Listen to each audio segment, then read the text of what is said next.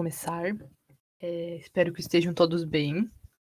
A nossa aula de hoje ela vai ser um pouco mais curta também, porque a gente vai continuar falando sobre os outros gêneros textuais que a gente começou na semana passada. A gente falou sobre 2 gêneros textuais que não eram a redação, né? Que costumam cair nos vestibulares tradicionais. E hoje a gente vai falar sobre mais 2 desses gêneros. Vou compartilhar a tela com vocês.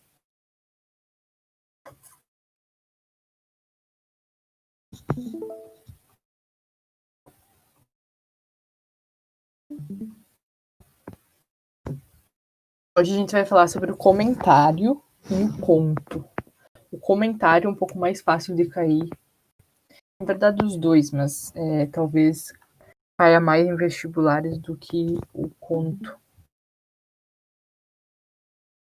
Só ver aqui. Os slides da aula passada já estão lá no Classroom, sobre aqueles outros gêneros que a gente trabalhou. Então, acho que vamos começar. Então, o comentário, o nome já é autoexplicativo, né? Vai comentar sobre alguma coisa, já diz o nome, comentário. Então, sempre quando tiver a proposta de se fazer um comentário, vai ter um texto base. Então, você vai ter que comentar sobre aquele tema, sobre aquele texto que o vestibular vai estar te trazendo. Mas existe uma estrutura e uma forma como se deve escrever isso corretamente. Então, primeiramente, é óbvio, né, que a gente vai ter que ler o texto que a gente vai comentar. Então, a gente precisa entender aquele texto e entender tudo o que ele está querendo dizer para depois conseguir fazer o nosso comentário acerca dele. Então, é importante dizer também que comentar não é o mesmo que resumir. Então, tu não vai pegar um texto que está escrito lá, sei lá, sobre saúde pública e vai tirar as partes mais importantes e vai escrever. Não é isso que é comentar. Comentar é você escrever como se fosse uma análise sua diante daquilo, no formato de um comentário, né? Não vai fazer um resumo com as partes principais. Então, o comentário ele é preferencialmente feito em primeira pessoa do plural, então, nós. Então, essa é a pessoa que a gente usa para escrever um comentário. Ele pode conter ou não um título, então não obrigatoriamente precisa ter título, mas isso geralmente os vestibulares, né, eles sempre trazem, se a gente coloca título ou não coloca título nesses outros gêneros. Então, na introdução, vai ter uma introdução, um desenvolvimento e uma conclusão. Na introdução, a gente vai referenciar o tópico que origina o texto. Então, qual é o tema principal daquele texto que o vestibular está te trazendo? Por exemplo, digamos que é saneamento básico. Então, você vai na introdução referenciar esse tópico principal que foi o motivo da escrita daquele texto. E no desenvolvimento, a gente vai fazer uma parte crítica do texto, síntese de opiniões pessoais e citações texto-fonte.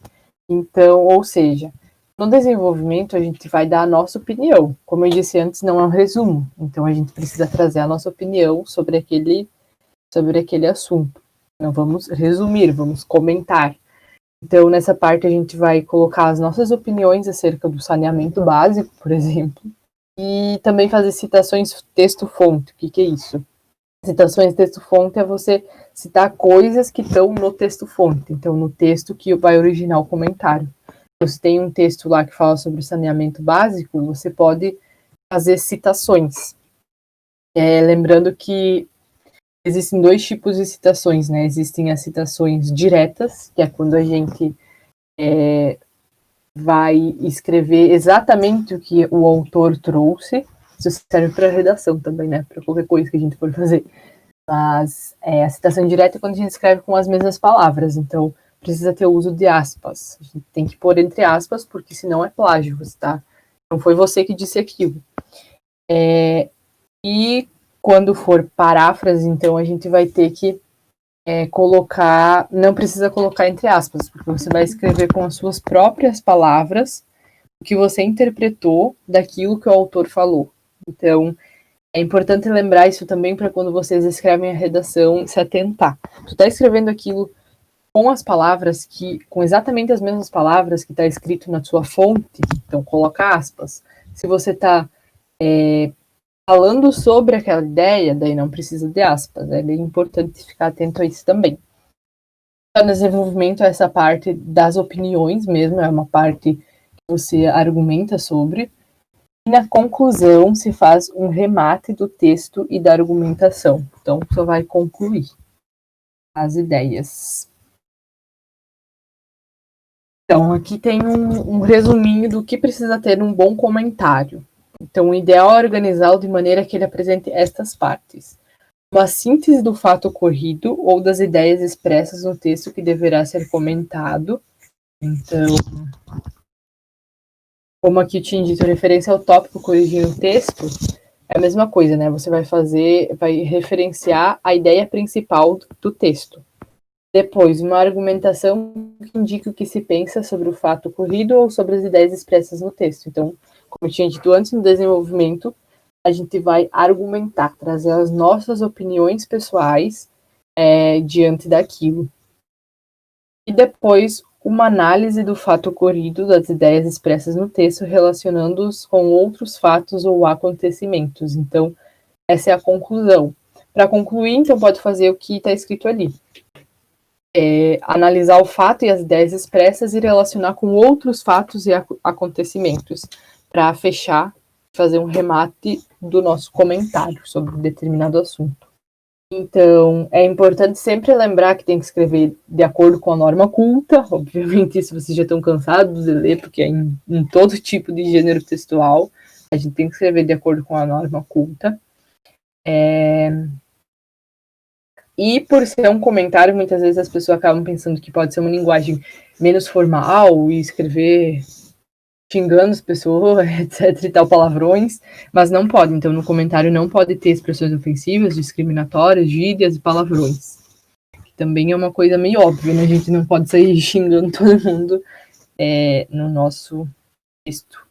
Então, vai ter períodos curtos e médios, ou seja, as frases, elas não vão ser tão extensas, elas vão ser mais curtas, os parágrafos também, né? Porque é um gênero mais curtinho de se escrever.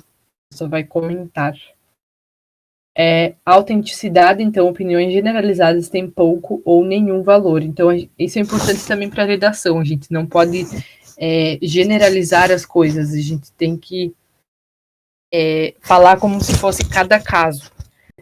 Por exemplo, não tem como dizer... Deixa eu pensar aqui... Todas as cidades do Brasil sofrem com o problema do saneamento básico. A gente está generalizando, porque a gente sabe que pode ter cidades que não sofrem com esse problema. Então, opiniões generalizadas, elas vão ter menos valor do que aquelas que são comprovadas, digamos assim. É preciso evitar intromissões grosseiras, tais como eu acho, detesto, no meu modo de pensar. Então, isso acaba sendo uma linguagem não muito formal, né? Porque você está sendo um pouco grosso na sua forma de falar. Identificação e assinatura do comentarista, mas no vestibular é importante cuidar com isso, porque vocês sabem que não pode colocar o seu nome, né?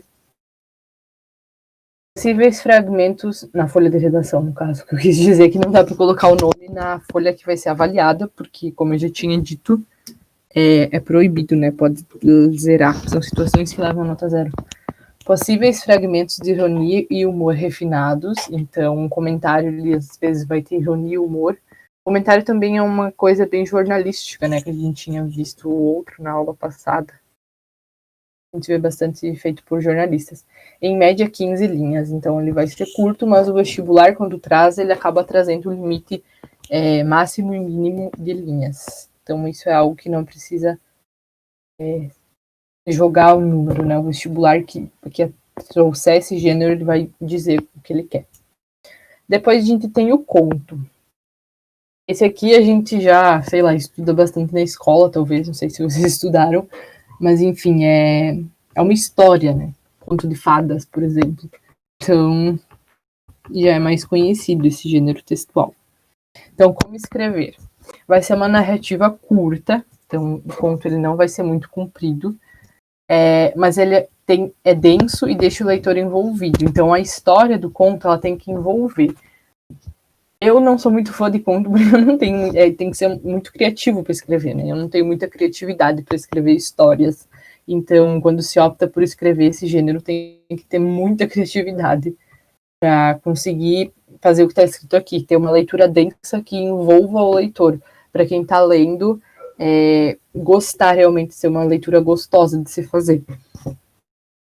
Então, o objetivo do conto vai ser contar uma história de maneira rápida, não vai ser um livro, vai ser só um conto, então vai contar uma história bem rapidamente, mas, como está escrito em cima, apesar de ser curta, vai ter que ser uma leitura que deixe o leitor envolvido. Então, vai ter uma personagem central que vai estar contando a história e outras personagens apenas auxiliam, mas não se tem detalhes da vida desses. Então, geralmente no conto vai se ter, como está escrito, um personagem central e outros personagens, mas o personagem central, protagonista, digamos assim, é o único que vai ter a vida detalhada. Então, os outros eles só estão ali como personagens secundários. Não vai ter detalhes da vida deles. Então, existe uma estrutura também para o conto, que é uma estrutura mais ou menos conhecida, né? Porque a gente está mais acostumado a ler contos. Então, uma introdução, onde vai se apresentar os personagens e o entorno no que terá lugar a ação, então o lugar onde vai ter. Aqui começa a calma que precede a tormenta. Então aqui vai estar tudo mil maravilhas, vai ser o começo, vai estar só introduzindo, como toda introdução, né? Vai introduzir a história. Depois a gente vai ter o nó. O que é o nó? O nó começa com algum incidente. Então alguma coisa aconteceu na história. Essa coisa ela vai desequilibrar a paz que descrevemos no início do conto. Então na introdução vai ter tudo mil maravilhas, vai ter os personagens e vai ter o ambiente onde acontece a história. Mas depois no nó vai acontecer alguma coisa, já não vai estar mil maravilhas. Um desencadeante que fará que as suas personagens sofram um conflito, seja físico ou emocional. A partir daqui, devemos ter presente que a ação deve aumentar gradualmente de intensidade até chegar ao próximo ponto. Então vai começar a acontecer uma treta aqui nessa parte do nosso conto. E depois ela vai chegar no clímax. O clímax é o ponto mais alto da narração e onde normalmente se produz uma reviravolta na história. Então ali, o negócio que começou aqui no nó, ele chegou no seu ápice. Então, por exemplo, se era uma briga, a briga chegou no maior fuzuê, no ápice. E normalmente se produz uma reviravolta na história. Então, alguma coisa a partir dessa briga, por exemplo, vai acontecer aqui. E depois a gente vai partir para o desenlace, que é, uma vez passado o clímax, então uma vez passado o ponto mais alto, deve decidir se a trama se resolve e de que maneira, voltando, de certa maneira, ao estado de calma inicial. Então aqui é a parte do Conto de Fadas, por exemplo, que os personagens se casam e vivem felizes para sempre, e a história acaba. Então aqui a briga, por exemplo, tem que ser resolvida, e as coisas voltam ao estado da calmaria. O conto ele sempre vai ter essa característica, né? A estrutura era isso. Vocês ficaram com alguma dúvida, pessoal, sobre comentário e conto? Alguém tinha alguma coisa para falar sobre? Já tinham visto, talvez na escola, ou em algum vestibular que alguém fez por aí?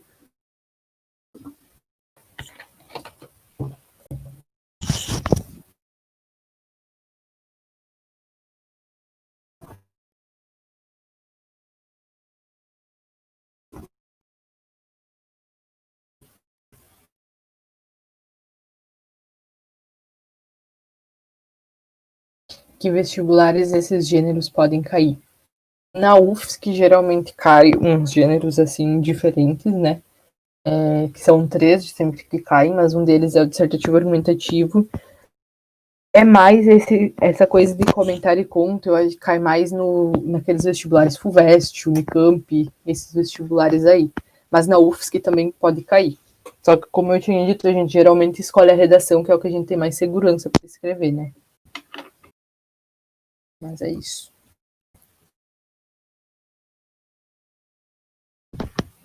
Pessoal, se ninguém ficou com nenhuma dúvida, eu vou Vou só fazer uma revisão daquela parte de redação para tirar talvez algumas dúvidas que vocês tenham, ou das pessoas que entraram depois e não pegaram aquela parte inicial, eu acho que também não ficou gravada aquela parte. Mas os slides, eles estão no Classroom. Só abrir aqui.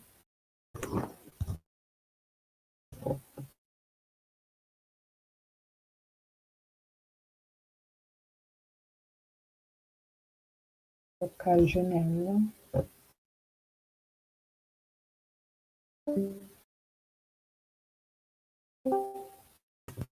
Bugou. Sempre buga na hora de trocar a janela. Oh, meu Deus.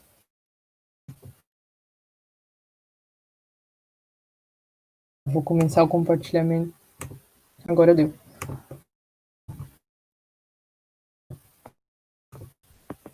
Aí.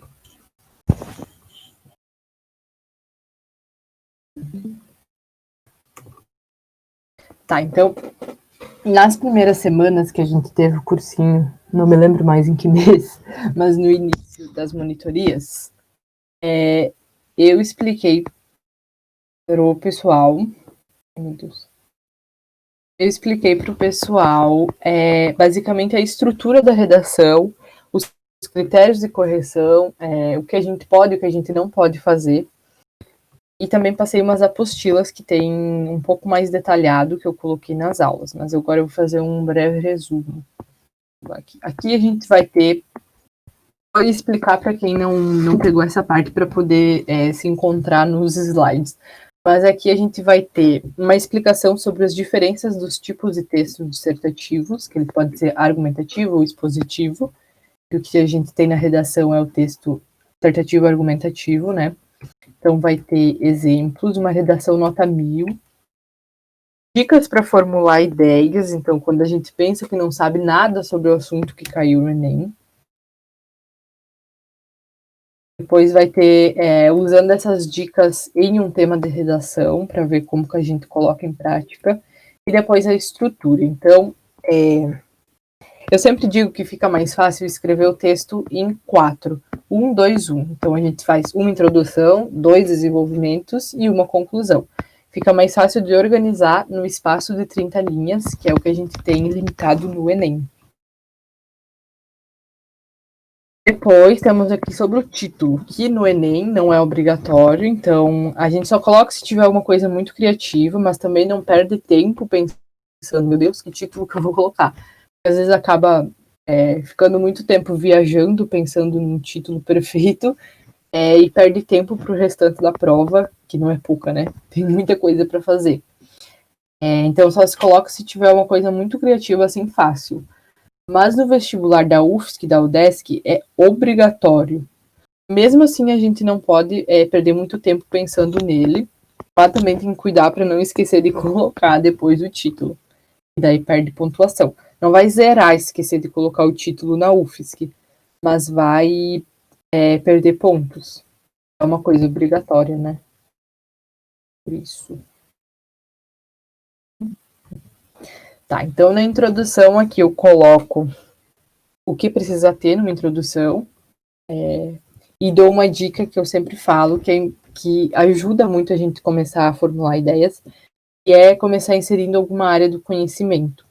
Então, colocar uma alusão histórica, colocar o pensamento de um sociólogo, colocar um dado estatístico e falar sobre ele. Então, sempre vai ajudar a inserir uma área do conhecimento e a gente já vai pontuar, porque é muito importante trazer áreas do conhecimento para ter a pontuação nessa competência. Depois eu tenho frases para iniciar, para quando a gente não tem ideias. Claro que a gente não precisa sair decorando tudo isso aqui, né? Mas conforme a gente vai escrevendo, vai pegando o jeito da forma como a gente prefere, sente mais facilidade iniciar a nossa redação. Daí, nos próximos slides, quando for as partes do texto, eu coloquei pedaços daquela redação nota 1000 que estão aqui em cima para mostrar como ela traz tudo isso que eu trago. Por isso que ela tirou nota 1000. Ela está completinha. Então, para exemplificar e ficar mais fácil de enxergar como a gente faz.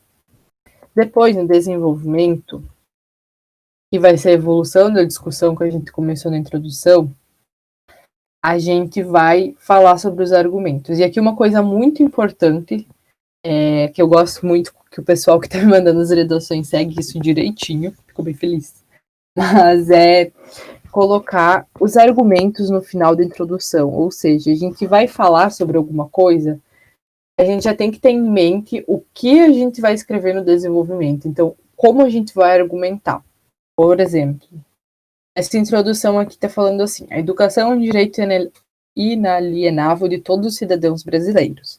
Entretanto, a acessibilidade àqueles que apresentam algum tipo de deficiência configura-se como um grande impasse na inclusão de todos os indivíduos.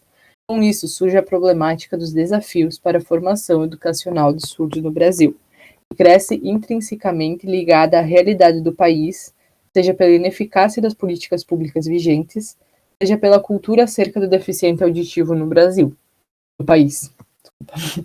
Tá. Então, ela falou, a pessoa falou aqui em cima, e no final da introdução, percebam que ela colocou que os desafios, eles crescem intrinsecamente, seja pela ineficácia das políticas públicas vigentes, ou pela cultura acerca do deficiente auditivo no país. Então, quando a gente lê essa introdução, a gente já percebe que essa pessoa vai fazer o quê? Num parágrafo, ela vai falar sobre ineficácia das políticas públicas vigentes. No outro parágrafo, ela vai falar sobre a cultura acerca do deficiente auditivo no país. Então, é muito importante fazer isso para o texto ter uma sequência lógica, que é uma das competências do Enem que vai avaliar isso. Então, é muito importante se atentar a isso. E depois fazer em sequência. No primeiro parágrafo de desenvolvimento, falar sobre a ineficácia das políticas públicas vigentes, e no outro falar sobre a cultura acerca do deficiente auditivo no país. Fica muito mais fácil da gente mesmo, não só do corretor, mas de quem está escrevendo também, se localizar dentro das suas próprias ideias, para não acabar se perdendo, né? Porque às vezes a pessoa escreve uma introdução aqui, não cita os argumentos, e depois, nos 2 parágrafos de desenvolvimento, acaba falando sobre a mesma coisa. Então, isso vai ser péssimo para a pontuação, porque você não vai estar conseguindo estruturar a sua argumentação. Não tem como falar sobre duas coisas, sobre as duas mesmas coisas nos 2 parágrafos. Ou então colocar aqui 2 coisas e misturar elas nos 2 parágrafos. Assim, o texto ele não vai ter uma sequência lógica, né? Vai ficar mais difícil de entender. Tá, paramos aqui. Também não esquecer de escrever sobre uma coisa que a gente vai saber resolver. Então, tem que pensar, quando for começar, se uma dessas coisas você vai conseguir resolver, depois lá na proposta de intervenção, conseguir elaborar alguma solução detalhada para o problema. E aqui vai ter algumas estratégias argumentativas para fazer no desenvolvimento, que é, por exemplo, causa e consequência. Se eu vou falar sobre a problemática do saneamento básico. Eu estou com saneamento básico. Eu posso trazer uma causa e uma consequência, por exemplo. A causa dos impasses no saneamento básico é a falta de implementação de políticas públicas. E uma consequência dessa problemática do saneamento básico é o surgimento de doenças vindas dessas péssimas condições de higiene. Estou usando uma causa do problema e uma consequência do problema. Eu posso fazer isso também. Ou eu posso colocar 2 causas ou 2 consequências, então isso fica a critério de quem está escrevendo. E depois tem exemplificação, dados estatísticos, alusão histórica, comparação. São algumas coisas que a gente pode usar também. Tem algumas chaves que também está numa daquelas apostilas que eu coloquei no Classroom. Tem um monte de frase para a gente utilizar. E daí a proposta de intervenção, que é a parte que a gente mais tem que se atentar, porque muitas vezes é a parte mais difícil de escrever. A maioria das pessoas acha mais difícil. A proposta de intervenção, ela tem que ser muito bem detalhada e não pode estar vaga. Então, tem que sempre lembrar desses 5 elementos. Esses 5 elementos vocês têm que ter guardado na mente de vocês para quando for escrever. É o agente, ação, meio, modo, detalhamento e efeito, ou finalidade. Então, toda proposta de intervenção do Enem, da UFSC não, do Enem tem que ter esses 5 elementos, obrigatoriamente. E depois eu trago para vocês aqui uma forma de fazer com que os elementos eles fiquem mais visíveis, porque é importante fazer com que o corretor perceba que eles estão ali, para não passar despercebido. Então, aqui, por exemplo, portanto, o governo deve promover por meio de, deve se pautar, com isso espera se assegurar. Então, percebam que as palavras em vermelho, elas estão indicando o que é. Governo, vai ser o agente. Promover, vai ser um verbo de ação. Por meio de, tá mostrando através do que vai ser feito.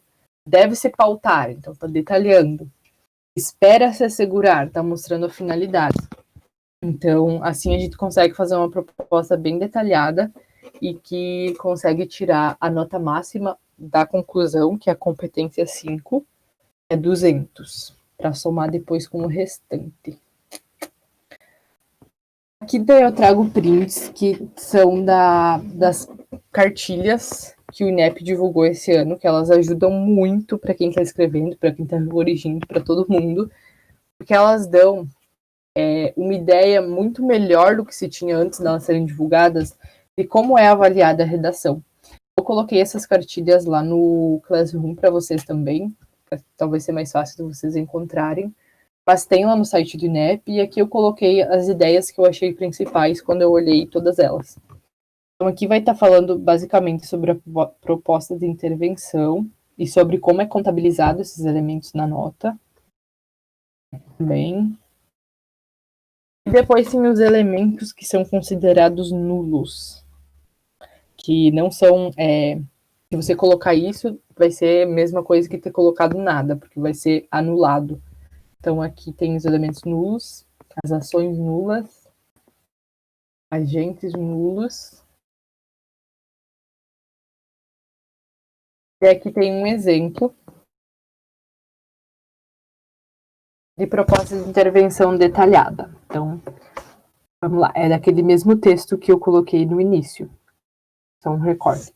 Então, visando valorizar a educação inclusiva e criar as condições indispensáveis para o seu sucesso, é preciso que o Estado promova a capacitação e a formação de professores para surdos plenamente competentes, por meio de cursos especializados que auxiliem no entendimento total das necessidades dos deficientes auditivos e que lhes proporcione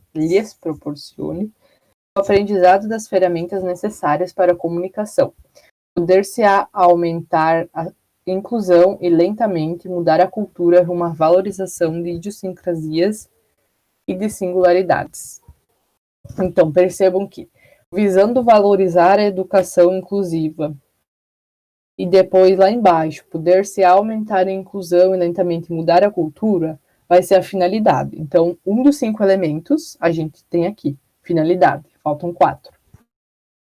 É preciso que o Estado, agente, que a gente vai ter o agente, o Estado que vai fazer alguma coisa. Então, faltam 3 elementos. Promova a capacitação e a formação de professores para surdos plenamente competentes. Então, promova a capacitação. Está indicando uma ação. Então, aqui temos a ação. Faltam 2 elementos. Por meio de cursos especializados que auxiliem no atendimento total, blá, blá, blá. Então, aqui a gente tem o modo como isso vai ser feito. Percebam que não basta a gente dizer o que deve se fazer, a gente tem que dizer como isso vai ser feito. Porque dizer o que a gente tem que fazer seria muito fácil, né? Só tem que falar, faz isso aí, pronto, vai resolver. Você tem que dizer como que vai fazer isso, que é um pouco mais difícil, né? A gente encontrar isso. Mas aqui a gente tem o modo, meio ou modo. E daí falta o detalhamento. Então, ali, as necessidades dos deficientes auditivos e que eles proporcionam o aprendizado das ferramentas necessárias para a comunicação. Isso vai ser o detalhamento. O detalhamento ele pode ser de qualquer um dos outros 4 elementos. Então, você pode detalhar o agente, falando que em parceria com não sei quem ele vai fazer alguma coisa. Você pode detalhar a ação, você pode detalhar o meio ou modo, ou pode detalhar a finalidade. Então, um detalhamento pode fazer de qualquer um dos 4. Então, percebam que nessa proposta de intervenção a gente tem os 5 elementos. Então, ela está completa. Não está uma proposta de intervenção vaga. E é isso que a gente tem que tentar sempre fazer quando estamos treinando a nossa redação.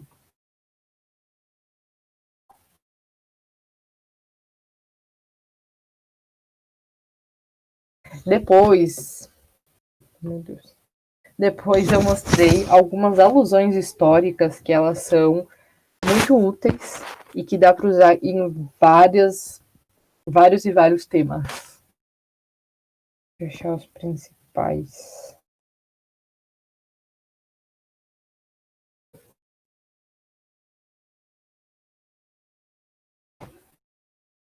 Esse aqui não. Revolução Industrial, então vou mostrar só os principais. Mas depois, quem quiser olhar, né, tá aqui e também tem nas outras apostilas que eu mandei. A primeira Revolução Industrial foi a partir de 1860, depois tivemos a segunda, mas nisso tudo, o que aconteceu? Degradação do meio ambiente, condições de trabalho precárias, um forte impulso no capitalismo e consumismo, movimento operário e greves, as pessoas começaram a reivindicar os seus direitos. Então dá para usar a Revolução Industrial em muitos temas de redação, porque ela vai falar de uma coisa muito ampla, né? Dá para usar em meio ambiente, dá para usar em direitos, dá para usar sobre trabalho, dá para usar em muita coisa. Então, é uma alusão histórica que acaba sendo bem flexível. Segunda Guerra Mundial também dá para usar em bastante coisa. Teve um uso muito grande da publicidade e propaganda, inovações tecnológicas, desenvolvimento da medicina, muitos equipamentos da medicina, muitos remédios, muitas vacinas, muita coisa foi criada nesse período. Claro que com um custo humano muito grande, né, com coisas que jamais precisariam ter sido feitas, mas houve esse desenvolvimento. Então, teve muitas inovações tecnológicas, criação de armas, bombas, sei lá, tudo isso mais. Mas também teve muito ódio às minorias, muita violência, então tudo isso também dá para usar como alusão histórica. A colonização no Brasil também é uma coisa muito interessante, principalmente quando a gente fala a nível de Brasil, né? Não a nível de mundo. Isso também é uma coisa que eu queria falar com vocês.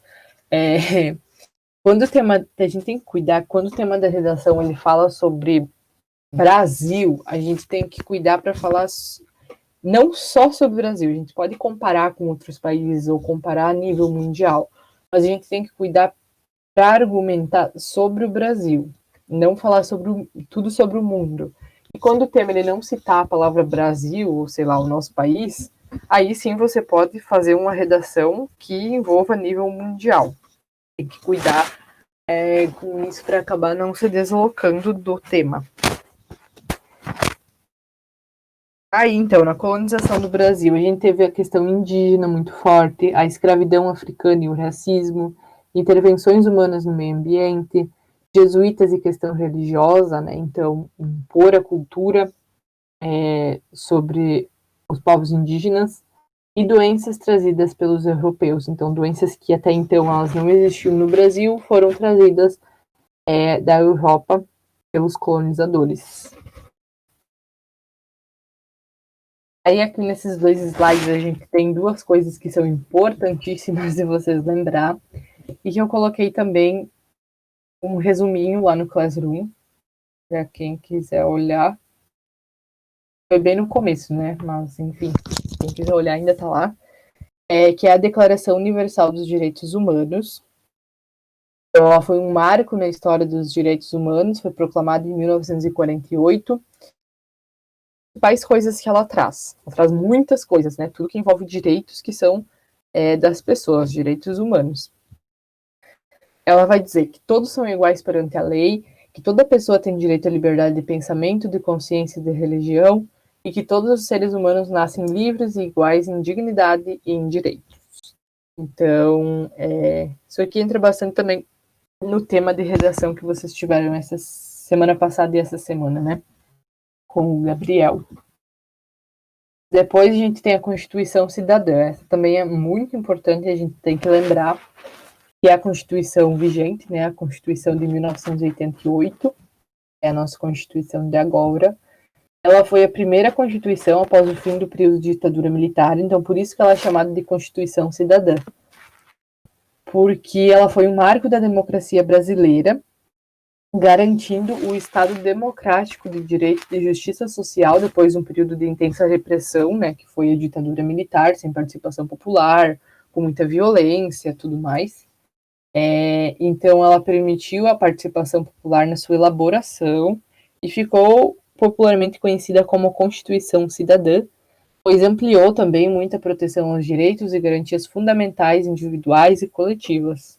Então, muita coisa foi criada a partir dessa Constituição, o SUS, por exemplo, que é o Sistema Universal de Saúde, coisas importantíssimas que agora asseguram direitos para a gente, enquanto cidadãos. E aqui eu trago 2 artigos principais dela. É claro que a gente não precisa lembrar o número do artigo para colocar na redação, mas só lembrar da ideia principal que traz. Então, aqui o artigo 5º, ele fala que todos são iguais perante a lei, então, repetindo o que estava aqui na Declaração Universal dos Direitos Humanos, que é de 1948. E daí, no artigo 6º, a gente vai ter bastante coisa. Então, esse artigo ele é muito interessante porque ele fala de tudo, basicamente. Ele fala que são direitos sociais a educação, a saúde, a alimentação, o trabalho, a moradia, o transporte, o lazer, a segurança, a previdência social, a proteção à maternidade e à infância, a assistência aos desamparados. Aqui eu fiz um resumo, mas ele traz tudo que são direitos sociais. Então, esse artigo dá para usar muito. Porque você pode dizer, segunda Constituição Cidadã de 1988, deixa eu ver. A previdência social é um direito social de todo cidadão. Porém, na sociedade atual, blá, blá, blá, blá, blá. Então, dá para usar bastante esse artigo aqui. Depois, eu trago órgãos públicos que é interessante a gente saber a diferença, as competências, o que faz, as responsabilidades, para a nossa proposta de intervenção, para não acabar confundindo. Às vezes acontece de colocar um poder, por exemplo, desses 3 que está aqui, mas com as responsabilidades do outro. Então tem que cuidar bastante com isso para entender. Então o poder legislativo são seus deputados, senadores e vereadores. Eles elaboram leis e fiscalizam o poder executivo. O poder executivo vai ser formado por prefeitos, governadores e presidente. E a responsabilidade é aprovar ou não as leis elaboradas pelo legislativo. Depois, e também administrar os impostos e as contas públicas, o poder executivo. Depois a gente tem o poder judiciário. O poder judiciário vai ser composto por diversos setores e é responsável por interpretar as leis, por exemplo, a Constituição Federal. Fiscalizar o cumprimento delas, além de analisar se elas seguem os princípios constitucionais. Cabe ao judiciário solucionar conflitos entre cidadãos, empresas, órgãos públicos e o Estado. Então, o judiciário é a justiça brasileira, né? São eles que vão analisar os conflitos, solucionar conflitos e interpretar as leis, com base nas leis, né? A ideia aqui também tem a questão do Ministério Público, né? Que o Ministério Público ele não vai se encaixar em nenhum dos 3 poderes, porque ele vai ser como se fosse a justiça desses 3 poderes. Ele vai poder julgar, inclusive, o poder judiciário, né? É um órgão independente e a par dos 3 poderes. Ministério Público. Daí a gente vai ter o Ministério Público Federal e Estadual, né? Então,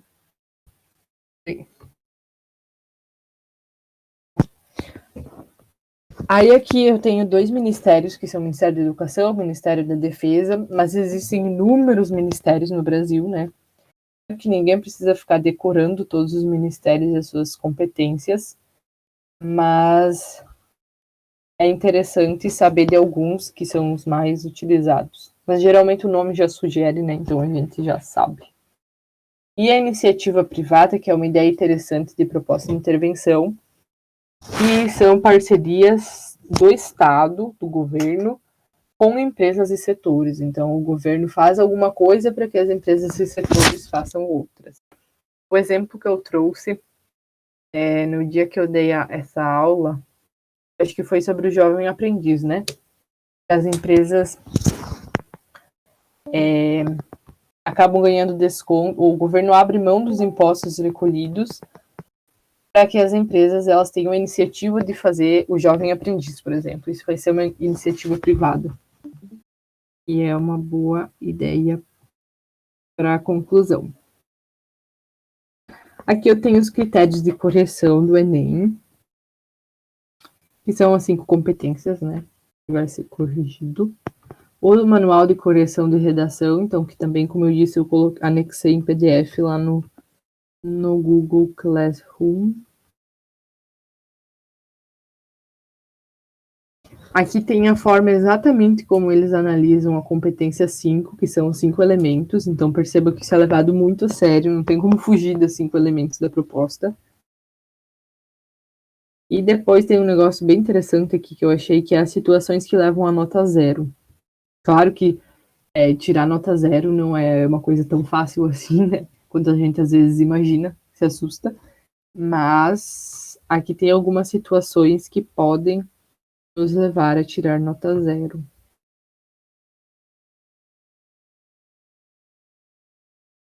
Aí nessa parte eu também tinha explicado a diferença entre tangenciar e fugir do tema. Então, é importante pensar nisso também. A gente foge do tema, fuga total, quando o tema é, por exemplo, saneamento básico. Vamos usar o saneamento básico de novo. O tema da redação é saneamento básico, e a gente fala sobre uma outra coisa completamente aleatória, sei lá, sobre corrida de carros. Coisa aleatória que surgiu na minha cabeça aqui. A gente fugiu do tema, não falou nada com nada. Fuga total do tema. Tá aqui, ó. Como redação, receberá nota 0 se apresentar fuga do tema. Fuga total. Mas a gente vai tangenciar quando o tema for, por exemplo, saneamento básico, e a gente vai falar sobre uma coisa parecida. Não vai fugir totalmente, porque vai até citar aquele assunto, mas não vai falar exatamente sobre o que deveria ter falado. Então, isso não zera a redação, diminui pontos. O que zera é fugir totalmente do tema, falar de uma coisa completamente aleatória. Aqui vai ter as situações que levam a nota 0 num esquema, que também foi tirado daquelas cartilhas. E depois tem os critérios de correção da redação da UFSC e da UDESC. No Enem, a gente vai ter 5 competências. Na UFSC, a gente vai ter 4 competências. E nenhuma delas vai falar de proposta de intervenção. Então, a nossa proposta de intervenção não tem que ser detalhada na UFSC. Só vai concluir o que você falou nos outros parágrafos. Na UDESC, a gente tem 3 critérios de correção. Então, Enem 5, UFSC 4, UDESC 3. Então, na UDESC, o que vai ser avaliado vai ser a adequação à proposta, domínio da modalidade escrita formal da língua portuguesa, nível de informação de argumentação, estilo e expressividade.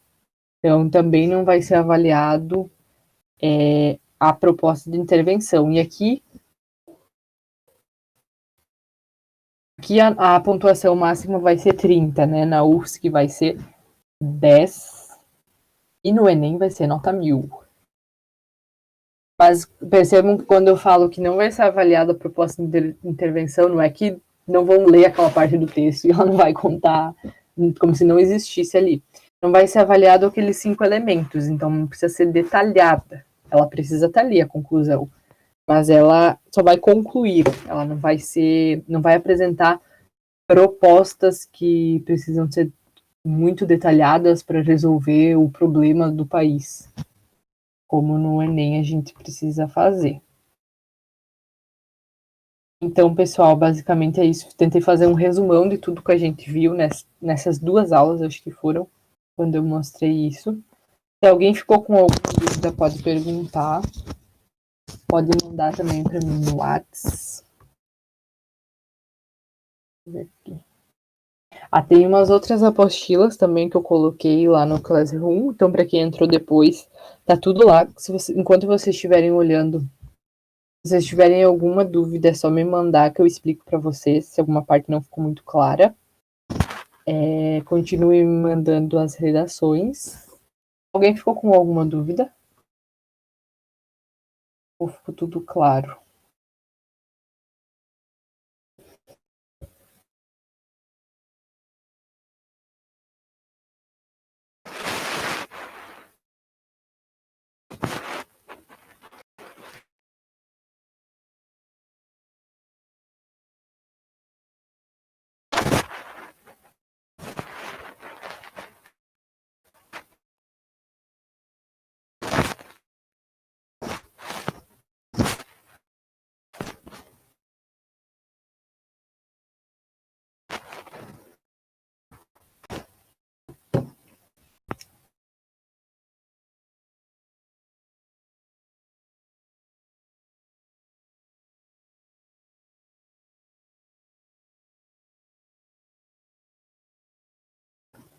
Então tá bom, galera. Espero que vocês tenham entendido o que eu quis falar.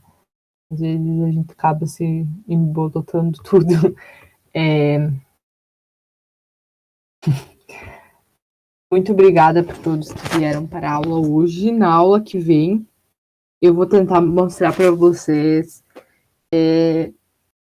dar uma analisada nas redações do Enem. Meu Deus, fugiu a palavra. Nos temas passados das redações do Enem e da UFSC, para a gente ver juntos como eles colocam isso no vestibular, como a gente tem que analisar os textos motivadores e formular nossas ideias a partir do que eles trazem para a gente. Acho que isso vai ajudar também vocês. Então, até semana que vem. Beijos, se cuidem.